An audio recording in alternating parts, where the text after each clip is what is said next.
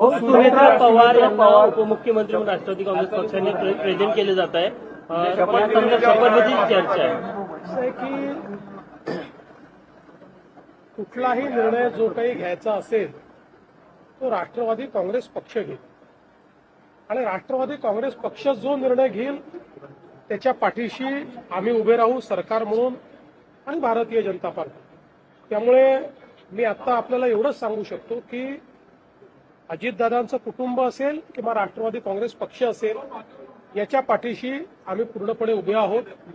त्यांचे जे काही निर्णय होतील त्या निर्णयांना योग्य ते समर्थन आमच्याकडनं असेल. राष्ट्रवादी काँग्रेस पक्षाकडनं काही तसा प्रस्ताव वगैरे आला का? तर पक्षाकडनं माझ्याशी 2 वेळा चर्चा करून ते गेले आहेत. त्या चर्चेमध्ये त्यांनी त्यांची काय कार्यपद्धती आहे, काय काय ऑप्शन्स आहेत या संदर्भात त्यांनी चर्चा केलेली आहे. मात्र अंतिम निर्णय जो काही असेल तो त्यांचा पक्ष घेईल. त्यामुळे त्या संदर्भात मी बोलणं हे योग्य होणार नाही.